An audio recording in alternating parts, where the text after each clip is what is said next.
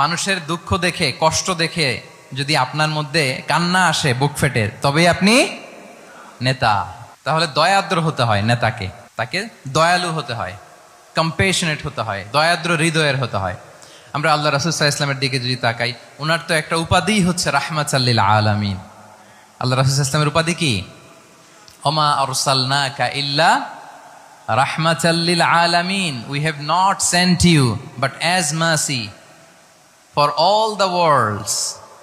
নবী হে, আপনাকে সবার জন্য আমি মার্সি করে পাঠিয়েছি, রাহমা করে পাঠিয়েছি। আপনি সবার জন্য রহমত, মানুষের জন্য, ম্যানকাইন্ড, জিনকাইন্ড, অ্যানিমালস, সবার জন্য আপনি রাহমা, মার্সি। তাহলে একজন মানুষ যখন নেতা হয়ে উঠতে চাইবে, নেতৃত্বের অন্যতম একটা লিডারশিপ ট্রেইট হচ্ছে কম্পেশন। অন্যের ব্যথায়, অন্যের দুঃখে তার কান্না আসতে হবে, সফট হার্টেড হইতে হবে তাকে, মাঝে মাঝে দয়াদ্র হৃদয়ের হতে হবে, তবেই সে নেতা।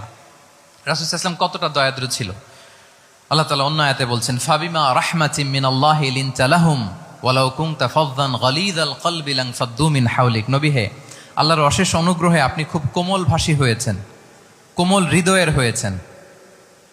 লিনতা লাহুম, সবার জন্য আপনি সফট হার্টেড হয়েছেন আল্লাহর অনুগ্রহে।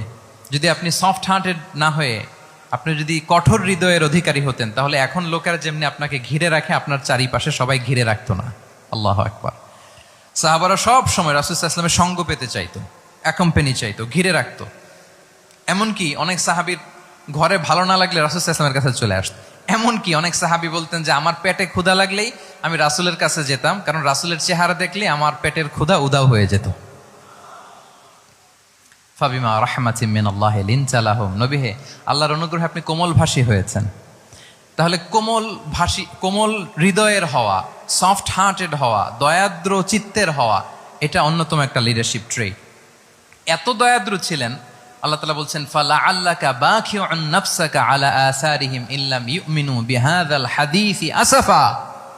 রাসূল সাল্লাল্লাহু আলাইহি ওয়াসাল্লাম বারবার মক্কার কুরাইশদের কাছে যেত, বারবার কাফিরদের কাছে যেত, যেন তারা ঈমান আনে, যেন তারা খারাপ রাস্তা ছেড়ে দিয়ে ভালো রাস্তায় আসে। বারবার চিন্তা করতো যে ইস, কেন তারা লা ইলাহা পড়ে না, কেন তারা সত্যের পথে ফিরে আসে না। হায় রে, একটুর জন্য তো তারা সামান্য আমার কথাটা শুনলেই তো বেঁচে যেত, ইস একটু আমার কথা মানলেই তো জাহান্নাম থেকে বেঁচে যেত। এরকম অস্থির হয়ে তাদের পেছনে ছুটতেন। আল্লাহ তাআলা বলেছেন, নবী হে, আপনি ওদের পেছনে ছুটতে ছুটতে আপনি তো নিজেকেই শেষ করে দিবেন। বাখিউন নাফসাক, আপনি তো নিজের দিকে খেয়াল করছেন না, নিজের শরীরের দিকে খেয়াল করছেন না, নিজের স্বাস্থ্যের